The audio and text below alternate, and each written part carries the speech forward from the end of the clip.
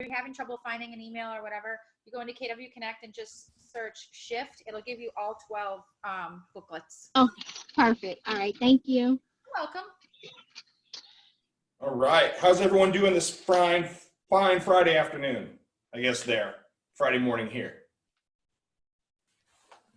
Doing great. Powerful. All good. All All day good. long. All right. Really good. Yay. Amazing. Good. Glad to hear it. So today we're going to dive into seller pricing strategies, right? So now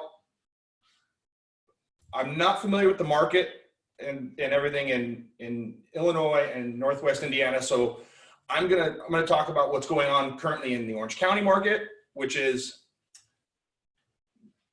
before everything got halted abruptly, we were already in a low inventory state, and we're currently selling houses at a faster rate than we're listing them. So in the interim, it's still a seller's market right now. Alex can jump in with stats too, and will contribute on that. Yeah. All three 100%. markets are presently in a seller's market. Correct. That will shift, and it'll probably, my guess, shift very quickly. Probably within 2 to 3 weeks of the self-containment being stopped, the market's going to be flooded with inventory. I know David and I are going to co-host the one on distressed properties because we have some experience in that realm, and that's going to be something that we're going to have to really start looking at. Now, we're going to start going into like, okay, so first of all, my name is Mark Bisbee. I'm the team leader at Keller Williams Costa Mesa, for those of you who don't know. I've been in the business full-time as a real estate agent since 2004. So I saw the best of times where they were just going up. Then I saw the worst of times when we lost 35, 40% of our equity and values in 6 months. So it can happen. It can happen really, really fast. And that's why this is an important class, because when you walk into a seller in a downward market, most sellers right now, they want to go price my house here because that's what my neighbor sold for. Well, the thing you have to understand is when you're chasing a market down, you have to actually get below it first. Otherwise, you continue to chase it and continue to chase it. So that's going to be the intent of this course, as to how to identify it, how to figure it out, and how to really basically how to script and prepare yourselves for having that conversation with the seller, because it is not fun. Okay, it can be very challenging but ultimately at the end of the day, we have to do it because we need to protect the seller's best interest. And timing and selling fast in a downward market is the best way to protect their equity. Does that make sense? Okay, so we're gonna start sharing our screen. You can see our screen all right? Everyone, thumbs up? Okay, good. All right, so main ideas, next slide. All right, perspective on pricing strategies. Study your market. It's going to be more important now than ever to know your numbers, how to approach the sellers, how to get the right price, and how to manage your listings as you transition into a buyer's market. Perspective. Okay, so when a market shifts toward a buyer's market, listings will sit. Don't let it happen to your sellers. Again, when pricing is going down, the longer you're on the market, the more equity they're going to lose. Okay, in a buyer's market, real estate becomes a commodity. The only properties in good condition and priced right will sell in this market. Price can correct a bad condition, but condition will not correct a bad price. That's very, very important. Price is 99% of the marketing you do on a property. You guys can say, oh, I got the fancy photography and the virtual tours and everything else. It doesn't matter. I sold a house in 2009 with no walls and no roof. And I double-ended it in 2 weeks because it was priced right. So correct pricing represents 80% of your marketing effort. I think it's even higher than that. You know, one of the lines I go to with sellers when I'm in a listing presentation is when they want to list high, I go, look, you're already probably looking for the next home, right? They go, yes. I mean, you're probably looking on what, like Zillow or Trulia or one of those apps? And they go, uh-huh. Well, you probably already know which properties in your market are overpriced. How excited are you to go look at an overpriced listing right now? And they don't. They know the answer. So that's one of the things I walk them through. You already know what prices of properties in your next city are overpriced. So don't fall into that same thing, right? So thank you. It's getting pretty bright in here. So that's really going to be the method behind this class is what do we do with price when it's going down? Because it's going to start going down probably in the next 90 to 120 days. The fact of the matter is, and I read a report today, I think it's like 22 million people have filed for unemployment in the last 30 days. That's the largest it's ever been. That's larger than even the Depression. So there has to be some sort of economic hiccup from this. Make sense? Okay, next slide. So your role when you're in a buyer's market. So it's going to be very important. Just if you guys just spend 10, 15 minutes a day just following stats in your local market, you'll be surprised at how fast you can become an expert in it. So market knowledge is going to be the key. Buyers, fiduciary commitment. Again, that's really, I mean, this is all about right now. You guys need to be taking the time to become experts on your market. And if you scroll down to the second to the bottom one, knowledge of financing options. This is a challenge right now because the financing options are changing almost hourly. Correct? Yep. You know, we're blessed up there upstairs in Suite 200. We have a marketing rep for a mortgage company, so we find out. Those of you who were on my Transaction Thursday call yesterday. Yeah, he's a marketing rep for a mortgage company, so he gets all the emails. So we find out what's going and changing in their mortgage world like within 5 minutes. So, and negotiation skills. So you're going to have to be able to become a strong negotiators coming out of this. All right, so what are the opportunities? Opportunities for agents, opportunities for sellers. Well, right now, you guys should be doing everything you possibly can to mirror what Tony said yesterday and get to 7 listings. 7 listings by June 1st should be the benchmark. Because, I mean, in Orange County, 7 listings for us is $100,000. You know? Yeah. So, I mean, on average, I mean, that's a pretty good cushion to have coming out of this thing, I would think. So to maximize your effectiveness as a consultant for your sellers, get ready, study your market, get set, pre-qualify your sellers, update your listing presentation, and go get the right price. The strong presentation will get you the price you need. The biggest reason why sellers don't want to list at your price because they don't have confidence that you are worth it, right? Three questions every seller wants answered. How much am I going to make off the sale? Their net. That's sales price and commission included. How long is it going to take? And what are you going to do to get the job done? You answer those 3 questions on a listing presentation, you're going to get the job. Plain and simple. So pricing it is important right now. Those of you in Orange County, watch Simon's marketing auction platform take off right now. His platform is built for this market because we circumvent all the pricing problems with the bidding to start from rather than a set listing price. But those of you who don't have that tool available, it's going to be a matter of following your trends, and you're going to identify them daily. I mean, I pulled up Rancho Santa Margarita just because I wanted to see, and I know that market inside and out because it was my primary market area when I was in production. And it's already starting to transition into a buyer's. The pendings are starting to wane a little bit, and the inventory is starting to swell. It's not massive. It's still a seller's market. There's still only 31 days of inventory on it. However, the tides are changing. So you guys be ready for it. Be ahead of the storm. So getting the most out of the experience, I hope since you guys are all choosing to spend an hour and a half here with me on a Friday, that you're the explorer. Ask questions, get engaged. Let me know how I can help you. If I skip something, if I move too fast, just let me know. Put your hand up, unmute yourself, type it in the chat box, whatever you need. Just don't text me because I don't have my phone on me. I have a question. Yes. So, okay, so as far as pricing being 99% of everything, and given the weirdness of where we are with this market, what is your strategy as far as pricing? It would depend on the neighborhood. So right now, I would be listing it at the last comp, maybe even slightly below. Okay.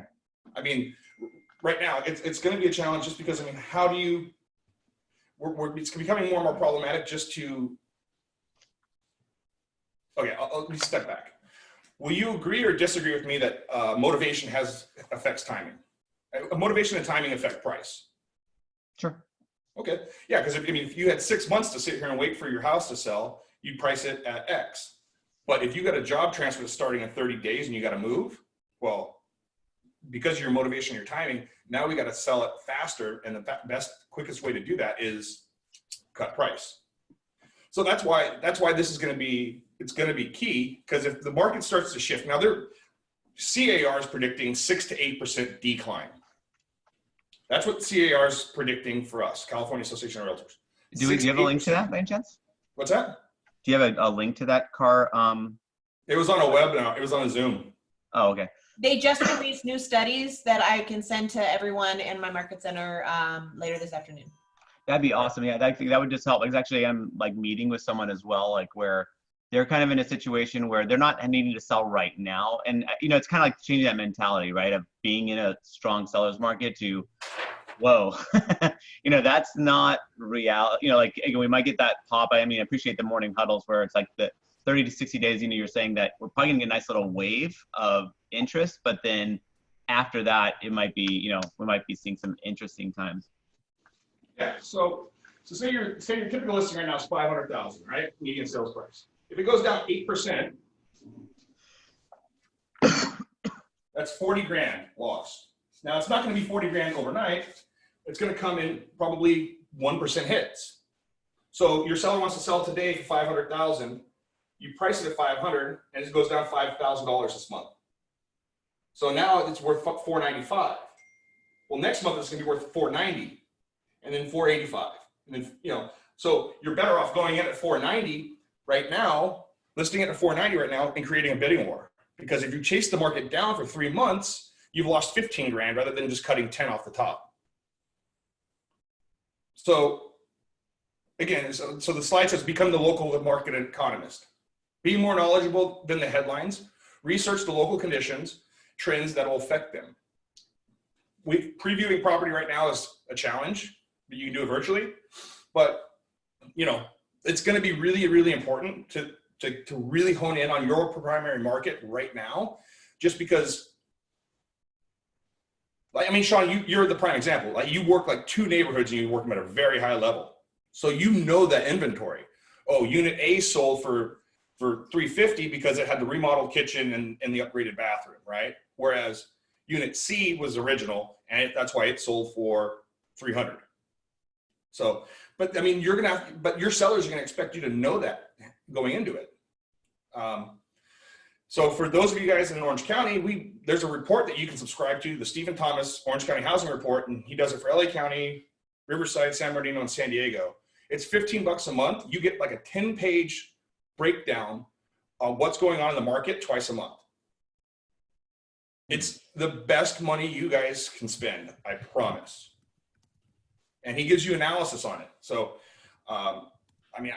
I subscribe to it, and I could probably pull the numbers myself, but it's a lot faster and cheaper for me to just pay him $15 a month to have him send it to me. And you can send it to your clients. It can be another one of your email campaigns. That's what I email to all my past clients all the time. Mark, can I ask a question? Yes. Can you explain why you think the prices is going to come down, especially if we don't have a lot of inventory? Wouldn't that be like, there's still bidding wars going on for properties right now in Orange County. So why do you think that the prices will be going down for sellers? Oh, Danielle, great question. So here's why. One, the available funds for financing are becoming more and more tight.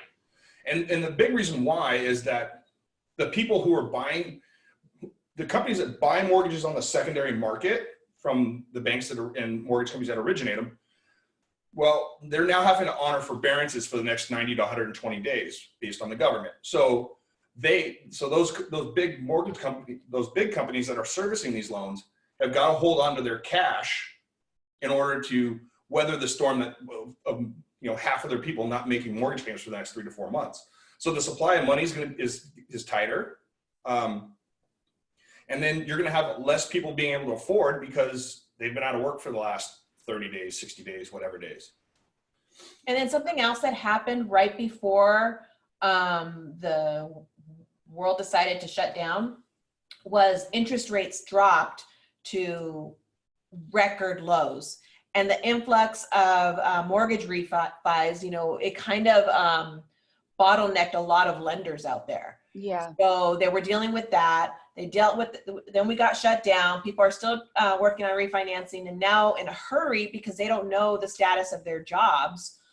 So it's all these crazy compounding effects that affected the lending side. Got it.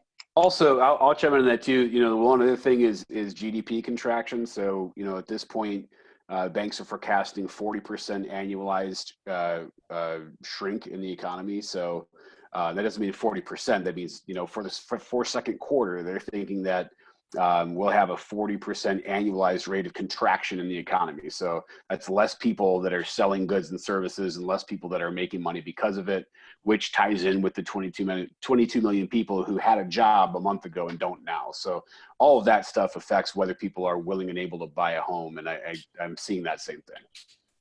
So thank you for sharing that, Alex. So this is what's going to happen now. So now all the people that wanted to move probably are going to dry up pretty quickly.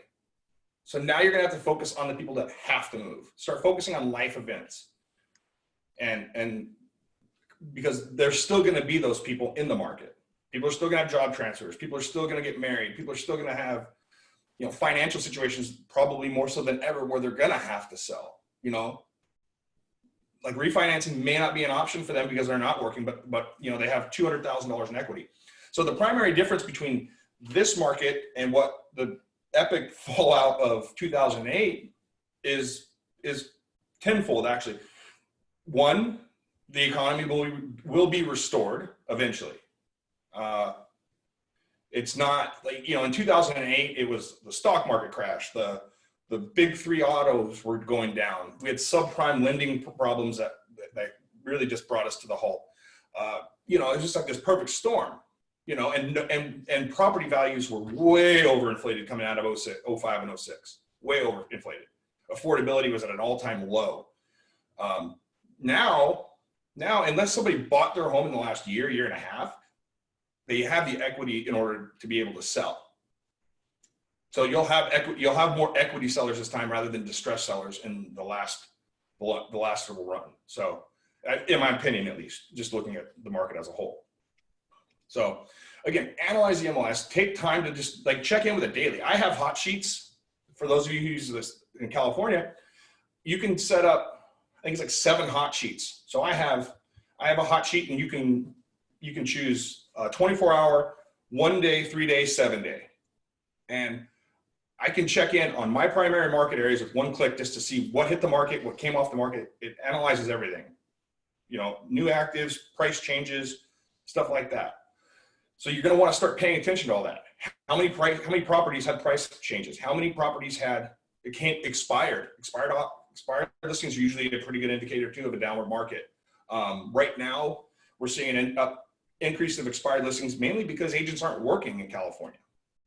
Marcos and Red and Simon are they're clearing house on expireds because literally they're getting the objection that my agent just quit. They just left.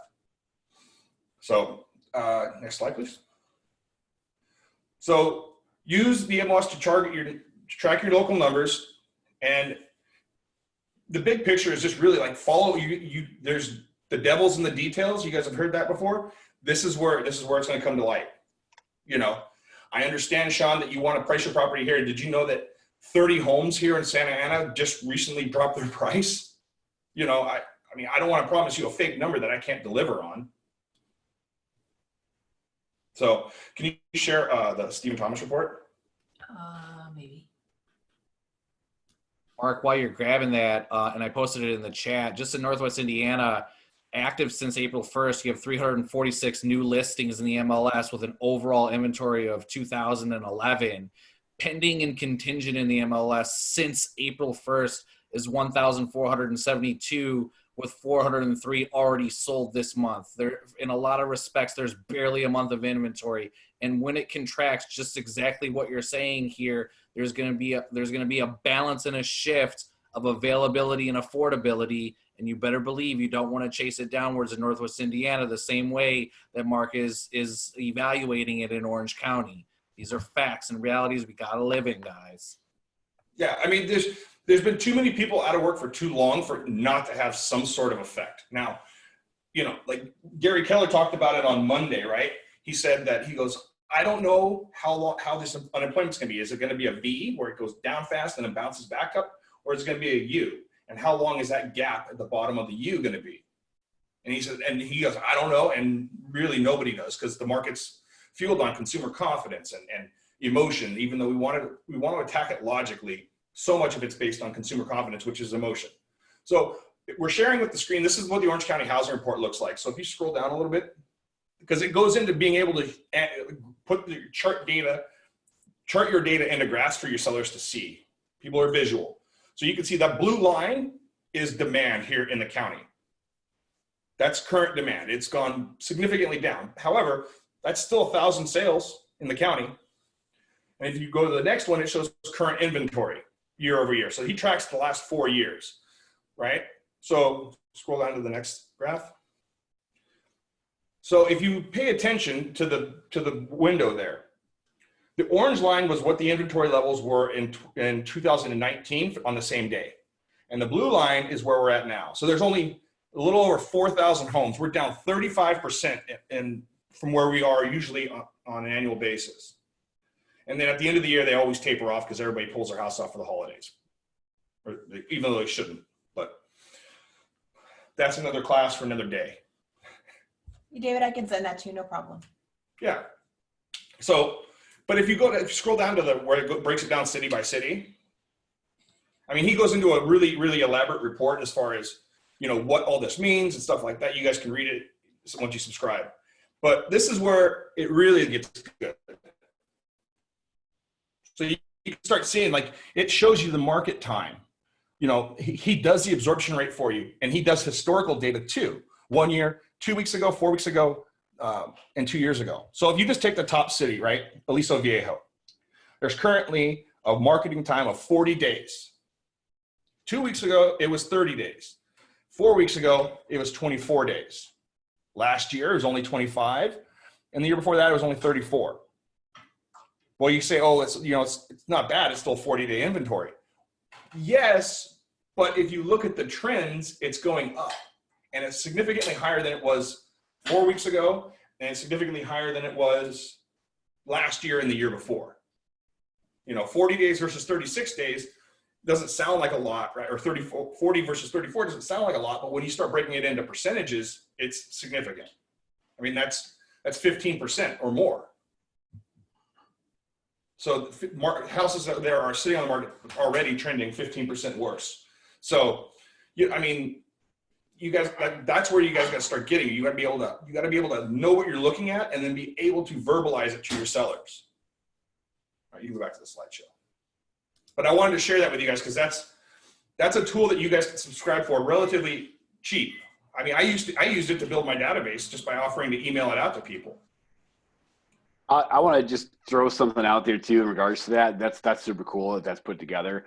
For anyone who's intimidated by like all the numbers and all the different things that you could know, honestly, I would, if that's not like your super favorite thing to do, I just pick 2 or 3 different pieces of data that you think, signify what's going on out there and make those your kind of go-to. You don't have to know every single stat in the market time in every single area, but you can pick a couple of things. And if you could just cite a couple of numbers, it's just going to build trust with the clients that you're talking to. So you don't need to know it all.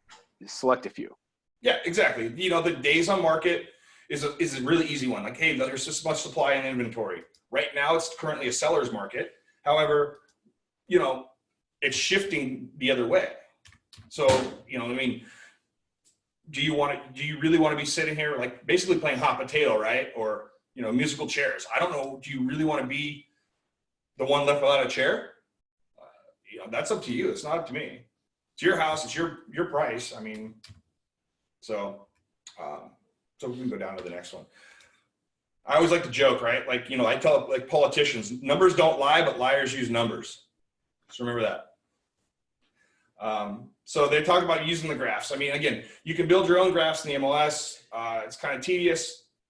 Again, like that report will help you guys out a lot. And it's really good because he's an economist. He's not a real estate agent, but he has a lot of experience in the real estate market. And he's been doing that report for how many years? 15, 20? A long time. And Yeah. also remember, Kiki does that graphic for us and post it in the Yeah. Facebook mastermind pages, guys. Yep. So you have access to your Facebook mastermind pages. You'll have access to that artwork as well. So, all right, next slide, please. So this is just a real simple of how you can figure out the activity index, right? So you take your actives and pendings and divide it by pendings. Right now in this market, when we shift to a downward market, it's going to sound counterproductive. My opinion is you're going to have to start using actives and pendings to comp your properties, not solds. Solds will be too old and outdated. So we're going to shift from basically like comparable sales analysis to like, where are we competing in the market right now? That's a conversation that sellers you gotta have with them. Pricing a property is a snapshot in time. We can list your property for sale right now for $500,000. Yes. What happens if your neighbor lists for $450 tomorrow? Same house. Well, we're probably not getting 500. Does that make sense? Okay. So that was just something that rattled off in my brain. So absorption rate, again, is how many homes have come active and the number of homes that have sold. That's where they get that number of how many days inventory, right? They say, okay, 40 homes sold in the last 30 days. There's 80 homes on the market. So if no new homes come on the market, that's 2 months supply, 60 days. So that's how you get your question. As far as the activity index, is there what is that number? Like, is there a, what's the, like, one? I mean, I don't know what the numbering is as far as what's good. Like how do we trend that as far as that goes? So yeah, so the activity index is basically like what's going on currently in the market, right? Like not what's been sold historically now, but what's going on. So if there's 30 homes on the market and 30 have gone into escrow, that gives you a total of 60, and then you divide it by the pendings that are 30, so that you end up with, that's two. So that's two in that scenario. Yeah, it's an So activity index of 2. is that like, how do we quantify what that means as far as like a 0.1 to 5, or I don't know what, like, is there a historical trend of what that means? I mean, I don't really know. I've never really used that stat personally. Okay. I always just look at, I usually use absorption rate and follow the demand curve rather than that. Okay. Yeah. Cool. Thanks. Yeah, you're welcome. So again, people will respond better to having it in writing and like something that's, aesthetically pleasing rather than you just rattling off numbers and presenting from a spreadsheet, right? So it could help to do that, I mean, I would do it. I personally, whenever I want a listing appointment, I brought that Stephen Thomas report with me. So I could present it there. I'm like, hey, look, it's not me. So this is an example of how fast it happened in one of the areas that Keller Williams monitored, right? So yellow was sales, and then blue was the listing inventory. So you can see right there at the peak, I believe that was, yeah. So that was spring and summer of 2005, the first peak that you see. That was the hottest real estate market we'd ever seen. And then if you look at when blue got really, really high, that was somewhere around what, 2009, 2010, 2006. So but where the data is irregular regardless, you see how fast it shifted. I mean, that was like in 6 months, it did that. So pass. So your approach with sellers. Here we go. Now we're starting to talk about, right? You can only work with the people who are very motivated. They have to have a strong why. Your job is to find it and find them and then remind them.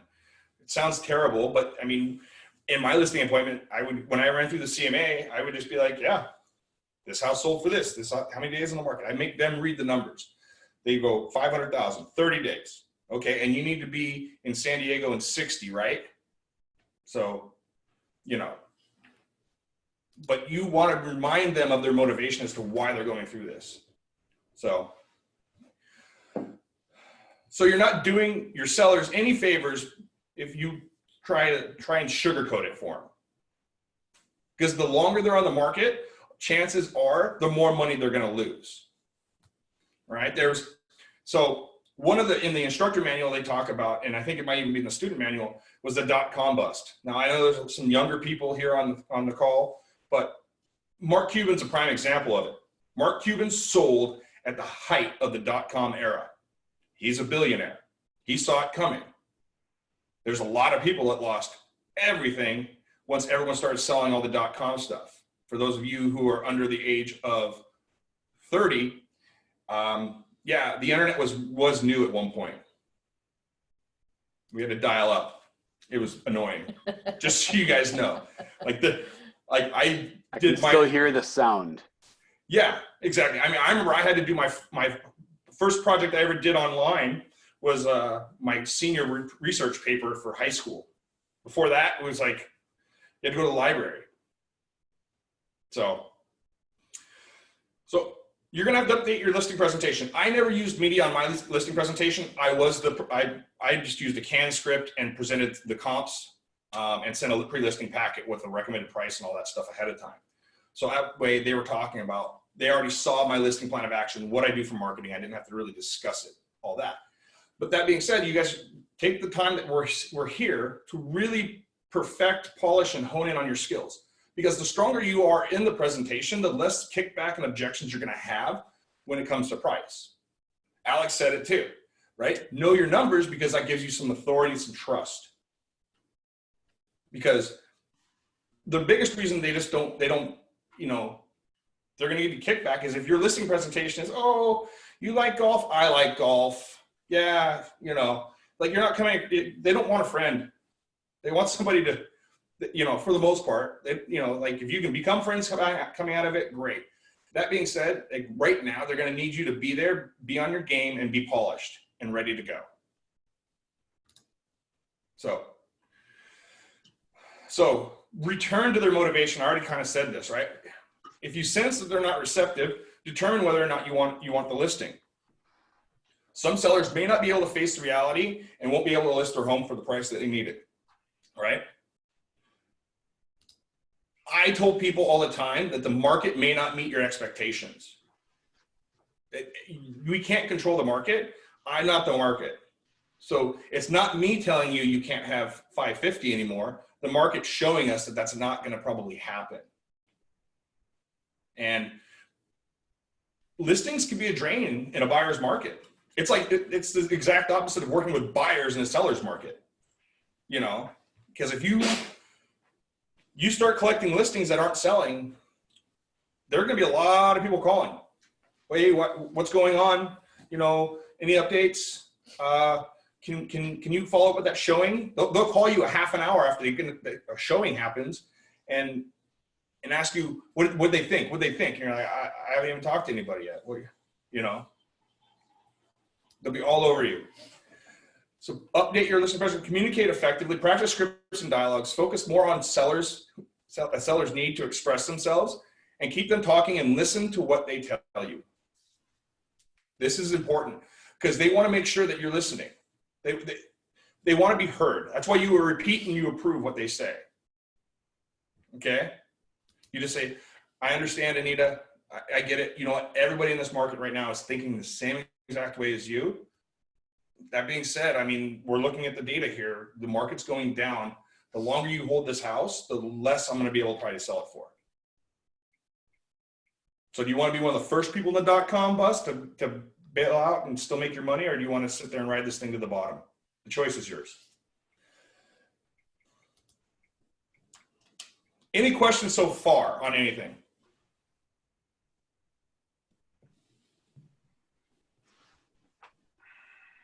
Good here. Okay. Yeah, let's take a quick little 5-minute break for you guys. I'm gonna get some water, and we'll get back at it. Okay. Sounds good. We'll get back going then. What, 1:43 or something? Sounds great. Yeah. Sounds good. Cool.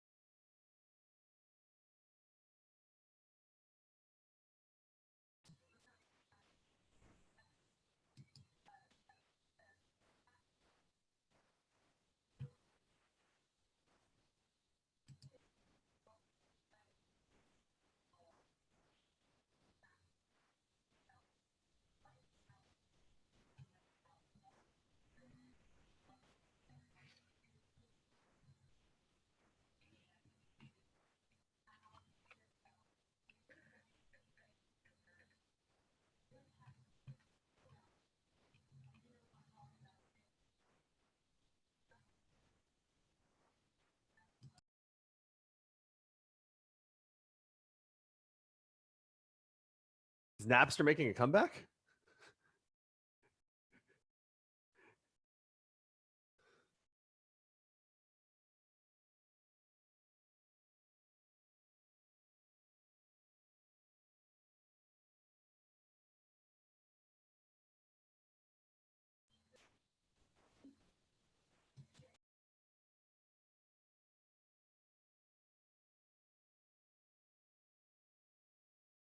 All right.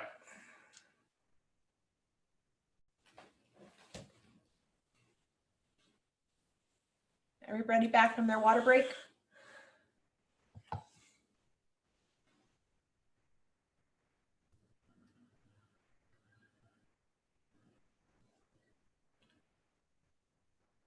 Napster.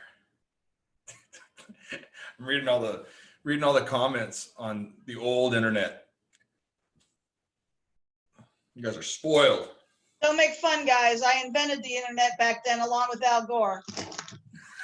How's that whole global warming challenge going for you guys right now? You know what? It's climate change, not global warming. Sorry, Carmen. Hey, in brighter news, there's goats on the loose in like Ireland and Scotland and Wales, since the people aren't there. And there's lions sleeping in the road in Africa. So all's good with the world.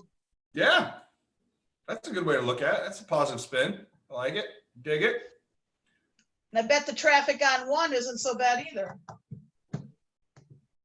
You know, it's crazy. I got on the freeway yesterday and it was actually congested. I couldn't believe it. No way. Because Yeah. people forgot how to drive. Oh, is that it? Yeah. Yeah. I was a little rusty. Actually, I should probably go out and start my car. I haven't driven it in 2 weeks. Yeah. Hey, girl, you don't live in the winter season. Do you really have to do that? Well, just to start it, you know, for the battery. Just to get that thrill? Yeah. I mean, I paid for it. Might as well start it up. You need to move it or you're gonna get flat spots on your tires. Ooh, yeah. Good point. You'll do Okay. what? Yeah, you can get Flat flat spots on your your tires. What spots? Flat, F-L-A-T. From not moving it? Yep. I didn't know that. Yeah. Usually it takes a little longer than 2 weeks. Well, Diane, we Alright. learn something new every day. All right, kids, let's get started. Okay, so get the right price. Now, this is where the power and strength of your listing presentation is going to come down and is going to be the key, right? The original price is super, super important. Okay. Those of you who've been around for a while, how fun are price reduction conversations with a seller? Yeah. Hey, I know when we met last month, I said I could get you this, but it looks like it's not going to happen.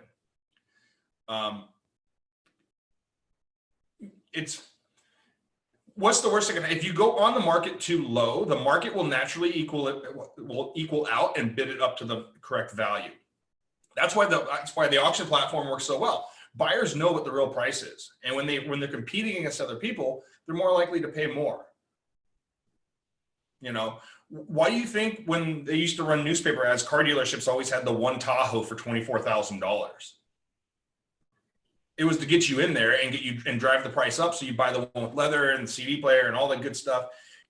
They never wanted to sell that damn car for $24,000, and it was usually some ugly color like gold or you know, something like nobody really wanted. Metallic color. Yeah.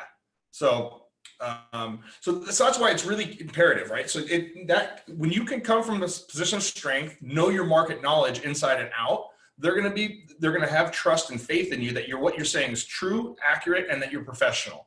So that's why it's key. I've never been on a listing appointment without a suit and tie. I just don't. I want to come from a position of authority. That's me. So let your seller self-discover. Like when I do the CMA presentation in my listing appointment, I make them read the numbers. I point with pencil or pen to it. You know, what's the address of this home? Do you know this home? You lead with questions. You lead with questions. You know, how many bedrooms? How many baths? How many square feet? This home's just like yours, right? Yes. Okay. What price did they ask? What price did they sell for? How long did it take? Well, you see that, you know, and so these are really good questions, right? Looking at all the comparable sales in the MLS for your neighborhood, how much would you be willing to pay for your house if you were a buyer today? Given what I've shown you on the market, what do you think your house will sell for? And look, what do you think we need to do? Here are the numbers. Those are really good closing questions, okay? To guide them through self-discovering what the price is going to be. I'm sure we're going to get into price reductions here later, but again, like, you guys should really be practicing how you're going to do this with other agents in the office on a regular basis. I videotape my listing presentation once a month, or once a week rather, every single week. The tale of two markets: a seller's market, price versus comps, condition versus comps, right? So the nicest home will always sell first. What they said at the beginning is, you know, a bad house overpriced will never sell. A good house underpriced will generate multiple offers. So next slide. So I don't need to present these graphics to you guys, but let's focus our time on something that's a little more like relevant to you guys and how we can help you guys out in your individual situations right now.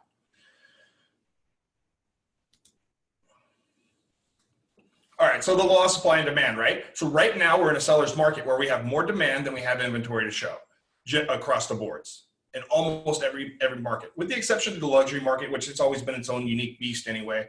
And with the stock market has rebounded quite well. So a lot of those buyers are going to be back in play because their wealth has been restored because the Dow Jones is back up.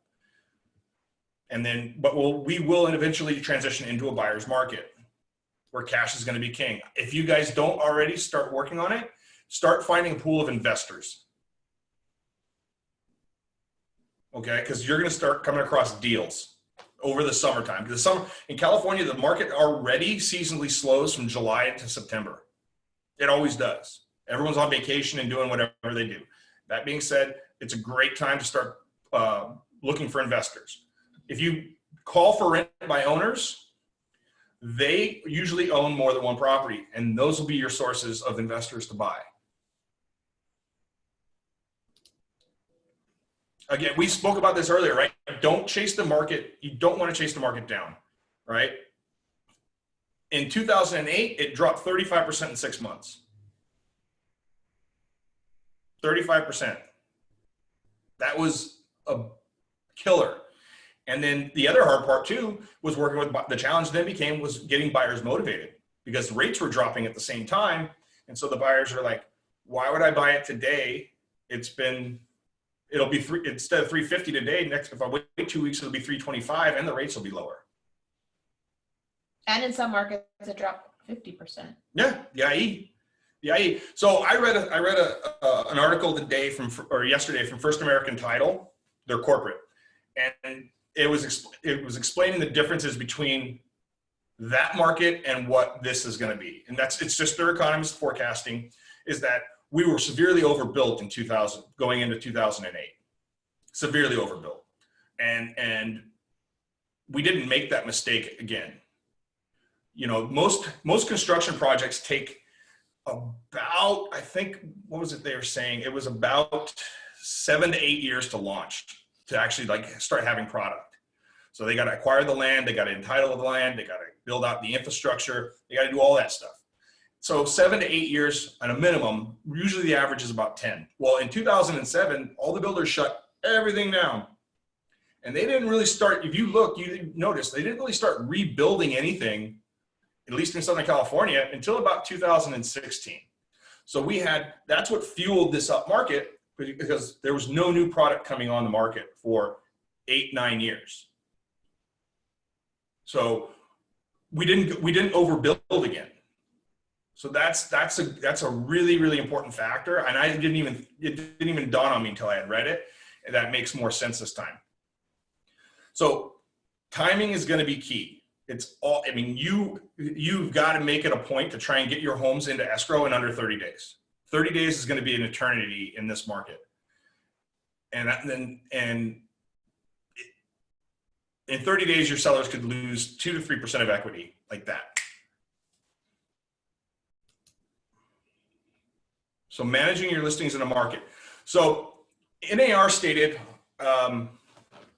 this, that the key there is 15 showings in 15 days.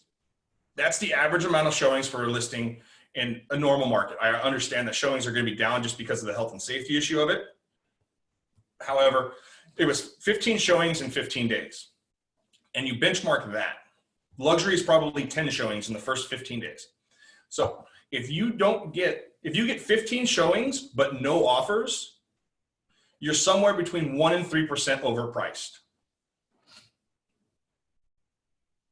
No, it's 3 and 5%. You're somewhere between 3 to 5% overpriced. That's what it was, 3 to 5% overpriced. If you get the showings, you get the volume of showings. If you don't get to the 15 showings in 15 days, you're somewhere at 5% or higher overpriced. That's a good way to gauge activity, what the activity means to your pricing right now. Is if you're not generating the showings. Now, that being said, I mean, there are some pivots and curveballs being thrown at us right now with the current situation and being able to go out and see houses. So we'll probably have to like really start gauging what that activity should look like, and what activities we should be using as a benchmark. But that was a stat from I think a year or two ago.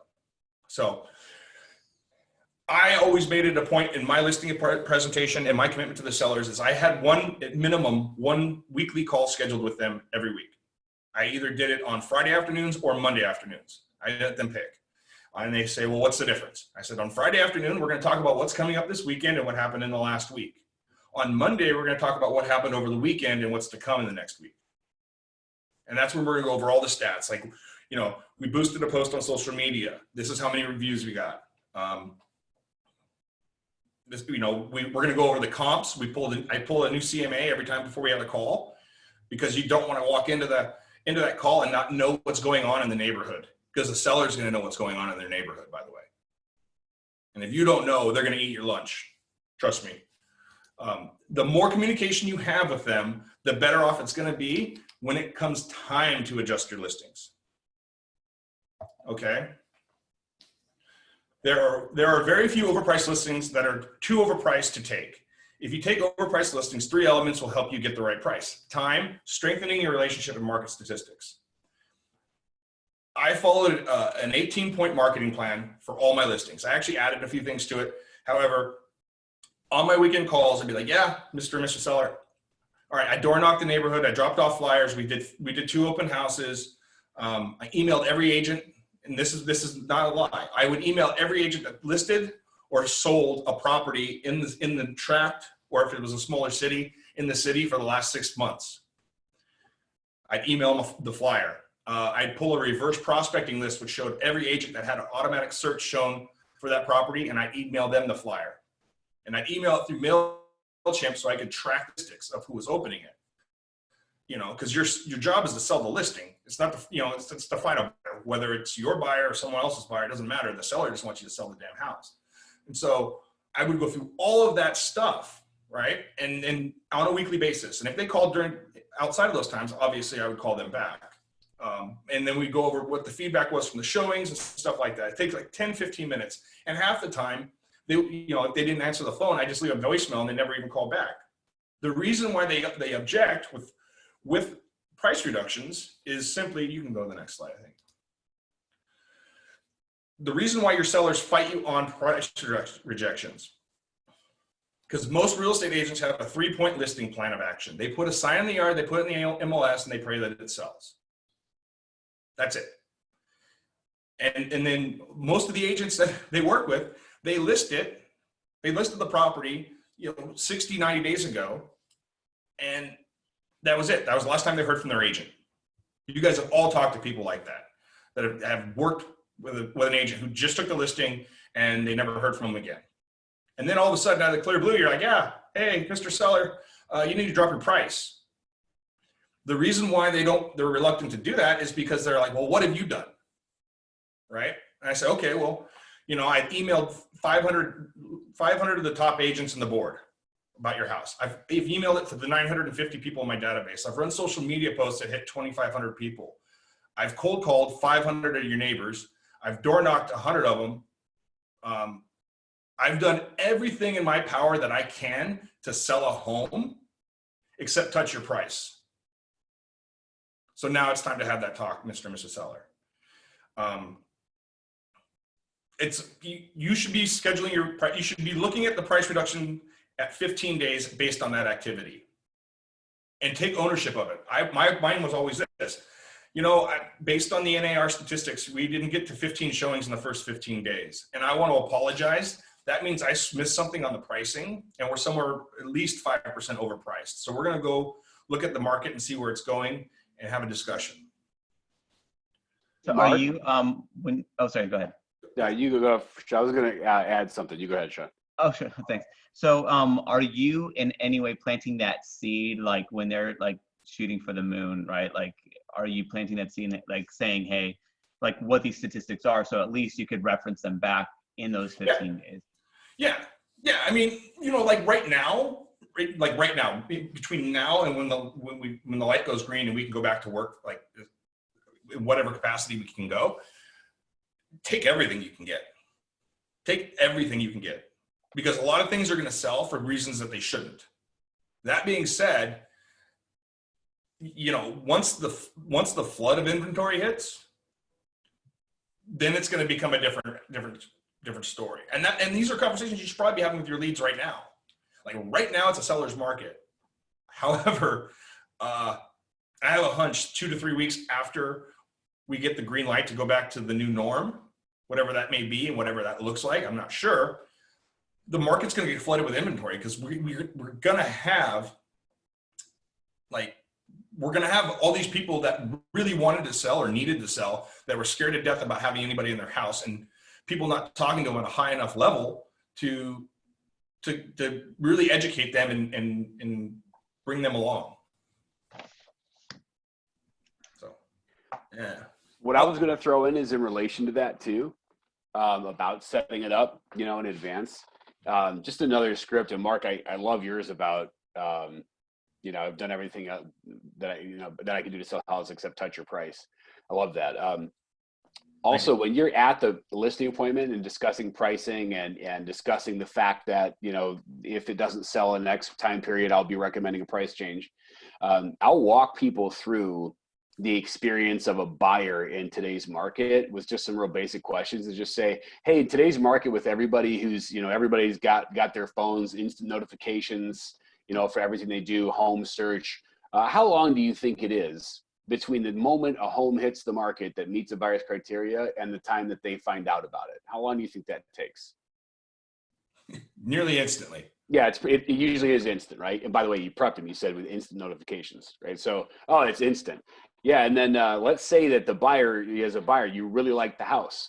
How long is it between when you find out about it and when you go and see the house? How long is that? Couple days. Yeah, probably a couple days. I mean, let's even say it could be 5 days if they can't see it till the weekend or something like that, right? Mm-hmm. And then let's say you see it and you really like it. How long between when you see the house and when you write an offer? That day, probably. Yeah, that day. I mean, in worst case, they got to, you know, check on something or sleep on it overnight. Could be a day or two. So then let's recap. How long has passed between the moment your home hit the market and the moment that virtually every buyer who could be interested has decided whether or not to make an offer? About a week. So let's give them the benefit of the doubt. We'll give them lots of extra time. We'll give it 2 weeks before we revisit the price. That sound good? Sounds good. That's great. We'll use that one. Yeah, exactly. You know, I mean, and that was excellent, Alex. So yeah, I mean, and I'll say that too. Like if they're really fishing for a price, I'll say, look, similar to what Alex, I just go, look, and if we get to 15 showings and no offers, then we're somewhere in the neighborhood of 3 to 5% overpriced. If we don't get to the 15 showings, we're 5 or more over.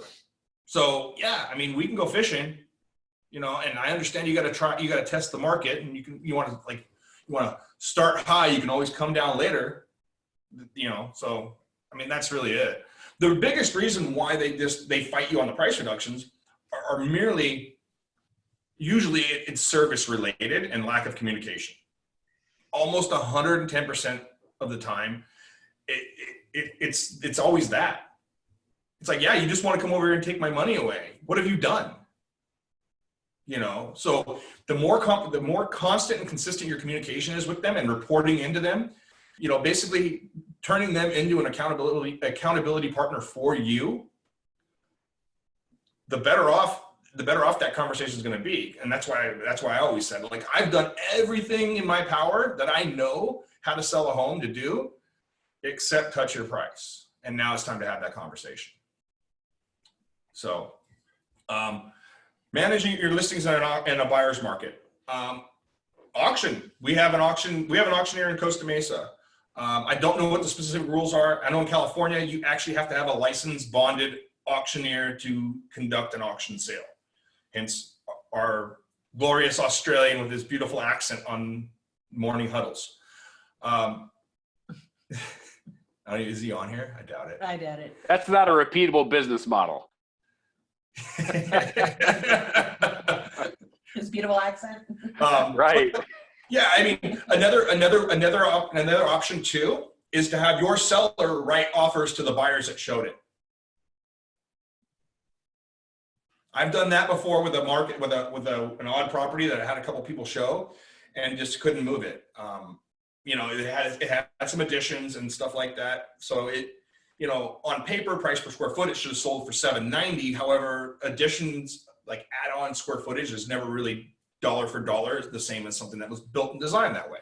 So I had to go backwards and write offers from my seller to the buyers and said, you know, hey, seller's willing to take $750 and put it in writing on an offer and send it over to the buyer's agents that showed it.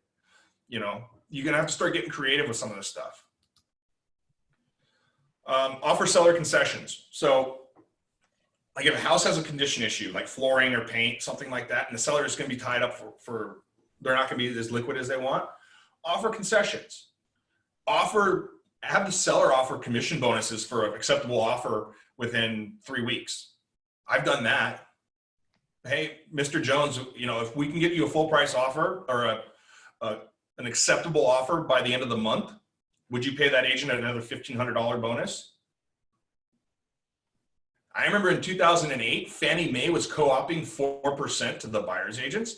People were jumping and leaping to go show those properties. So those discount brokers don't offer 2% co-ops. You're gonna have to up it. You're gonna have to up it now, Mr. Seller. I mean, the number of transactions is gonna get smaller. So the agents are gonna only wanna show the properties that are gonna pay them the most amount of money, right? You know, I mean, that just makes complete sense. So again, there may be no more single factor more important to getting a home sold than its price. This is where you guys really have to dive in and know exactly what's going on with the market. And I mean, Mike Ferry taught me a long time ago, you know, you got to go small to get big. And that's when I focused only on our Rancho Santa Margarita and Mission Viejo. That's all I focused. That was my market. And then Coda was my luxury market. That was it. Like I can tell you right now what tracks. I haven't shown a property in Rancho Santa Margarita in probably 2 years because of being a team leader, but I could tell you, I know where the streets are. I know if it's odd or even, if it's got a view or not. I mean, I know all that stuff just because of my experience in diving into that market. And I built that knowledge base in a relatively short time by previewing. So, and that gives you really, really big credibility, you know, when you're calling these people. Oh, I see you live on the odd side, so you have a view of the golf course, right? Like, oh, wow, yeah. You know, you're in Melinda Heights, so you have a view of Oso, the Oso Reservoir. We're wrapping up here, guys. I mean, let's open it up. Does anybody have any questions so far? Any ahas, anything like that before we go too much further? Yeah, the 15-day, you know, like you said, because of the restrictions of going on, what's going on right now. How would you play with that one? What do you mean? Like, so 15 days, you know, for right now, showings are a little bit weird. So, you know, like obviously in a normal market, like you said, normal showings, 15 days is a good indicator. Yeah. So, I mean, I would probably lean on how many people reached out to you for the virtual tours. Okay.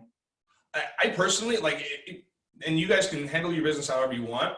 I would probably leave the virtual tours off the MLS and off of all online platforms that they can just click.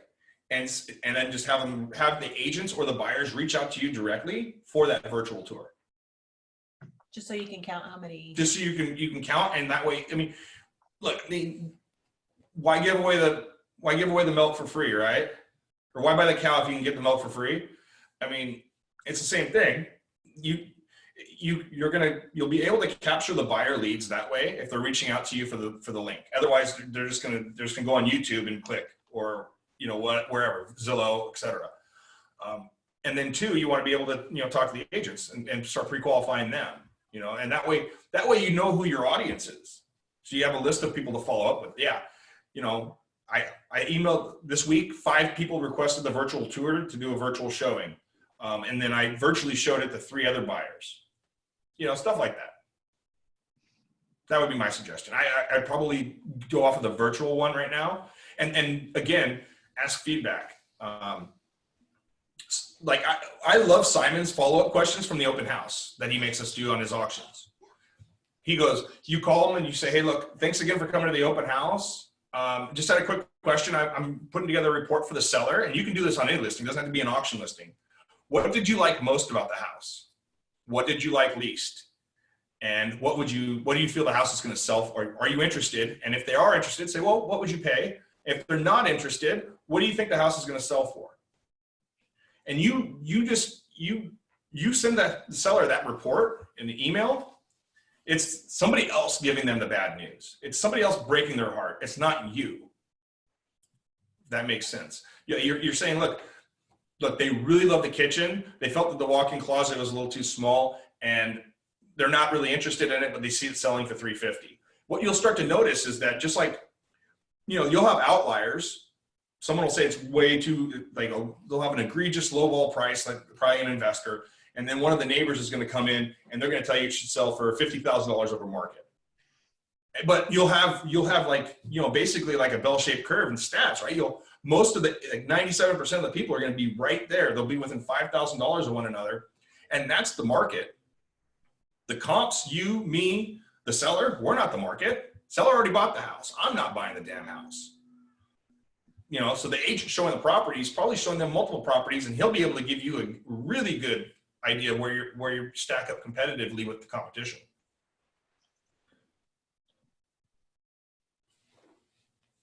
Next slide. All right, so we're wrapping up. I'd love to get any stuff, any feedback, any ahas, anything like I can help you guys with right now while you have me. We got 20 more minutes if you guys want to hang on.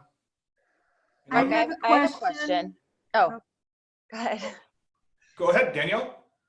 Yeah, what would your advice be for a seller that has its investment property has tenants that have been living there for over 10 years? So by law, they are required to have a 60-day notice. Mm-hmm.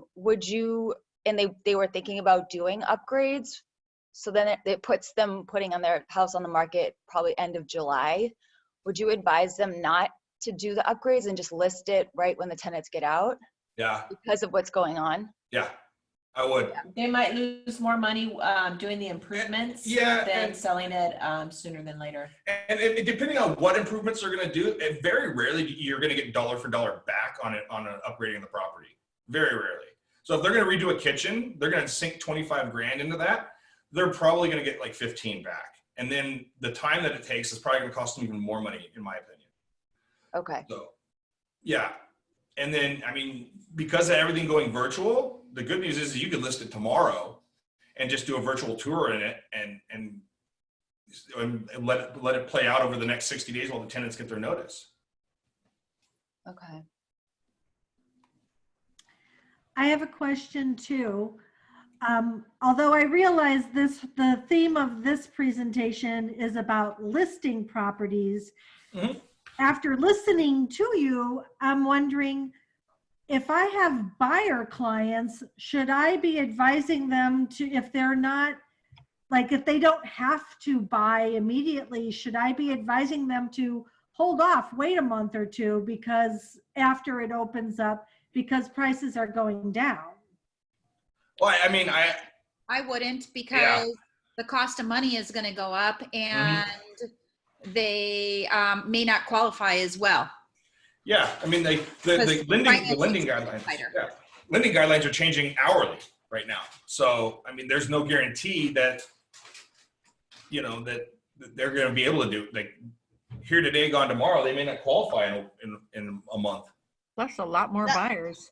Not only that, people are losing their jobs like 3 days before closing, and the lenders are asking for more frequent verification of employment. And I was just told by Dave Paleric's group today that if it says on your check stub that you've been furloughed, even if you are continuing to receive a paycheck, the lenders consider that unemployed. Yep. Yeah, it's crazy. I had that happen to me in 2008 or 2009 on one of my listings where, they went to do the VOE and it was like 2 weeks before Christmas, and his employer gave him a pink slip, said he had 2 weeks left. They went to do the VOE. and he'd already lost his job. My seller actually wanted to take the guy's earnest money. I was like, dude, seriously? Like, I understand you're entitled to it, but come on, man. The guy just lost his job. It's 2 weeks before Christmas. I mean, have a heart. So. Yeah. Hey, Mark, you Carmen mentioned about furlough, and then we're talking about unemployment. My understanding in talking to one of the lenders is that if you could prove that you're furloughed and they're going to bring you back, that should be acceptable. And at that time, this was about a week ago, it was acceptable. Are you saying that the rules have changed since then? Well, here's what Jonathan told me this morning with guaranteed rate is that because nobody can prove that they're going to bring you back. Okay.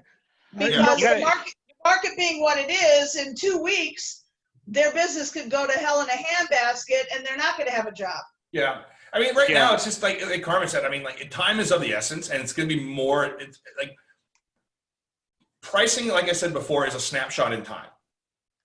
It really is. Like, I mean, I could, you know, I'll give you a prime example. So I'm working on a listing right now for $550,000 a townhome. And that's market value for it. But if one of the neighbors puts the same exact floor plan on the market tomorrow for $525 because they're in financial hardship and has to wholesale it, guess what? We're not selling for $550 anymore. Oh. You know, so you want to be, it's going to be a game of speed. Like you got to be first and you got to be fast. Like, I mean, you can't say it any more than that. You be first, be fast.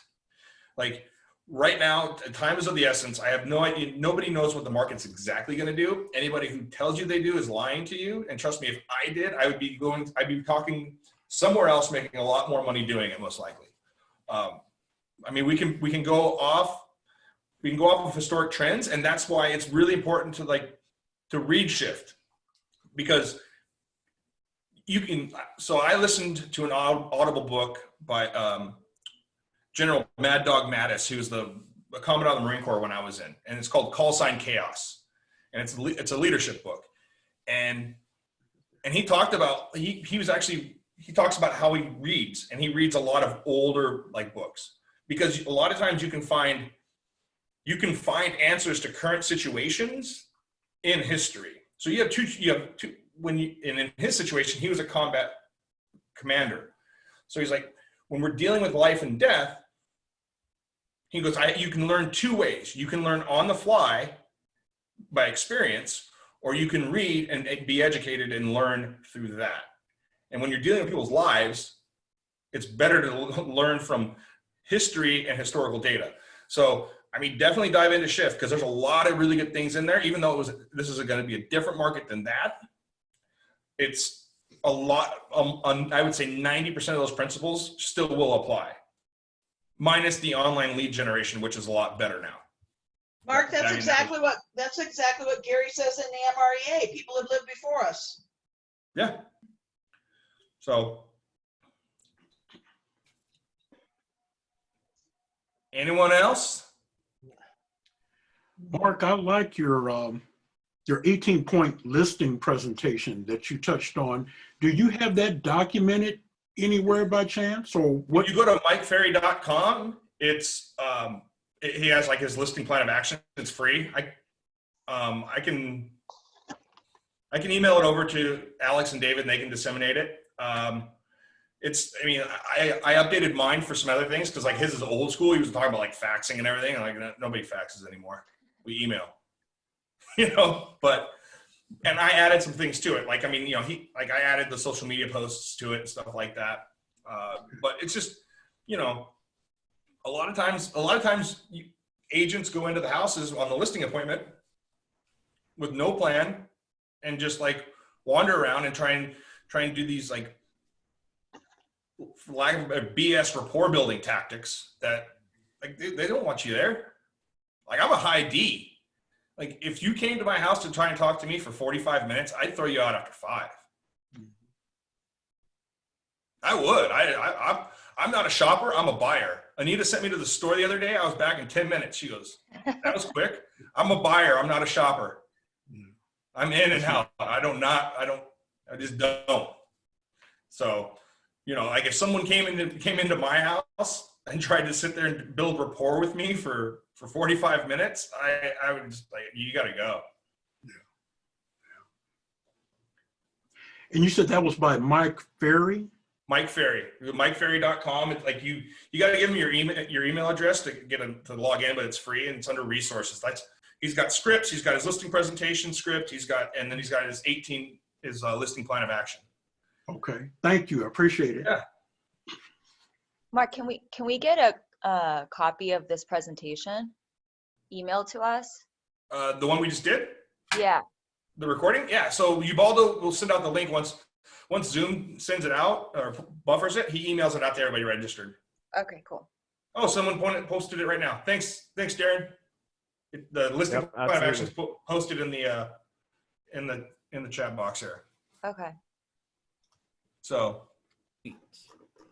and Danielle, you and I can work on, you know, how to handle that listing presentation, stuff like that. So, it's no big deal. Okay. Awesome. Okay. Perfect. Hey, everyone, welcome Danielle. She's signing up today. Welcome, Danielle. All right, welcome. Congratulations, Danielle. Welcome, Danielle. Welcome to the family. Thank you. I'm very excited. You guys are awesome. Thank you. We are. Guys, I am so happy and humbled to be able to speak to you guys today. I really appreciate it. You guys make me get up and get going. So I really appreciate it sincerely. Thank you for all the nice compliments, and be safe out there. Enjoy your weekend, and I'll talk to you guys on Monday. Go sell some houses. I'm always here for you guys if you need me. All right, thank you. Thanks so much, Mark. You guys have a good brother. weekend. Be safe, please. Will do, Ruben. Thank you. Bye. Bye. Bye, everyone.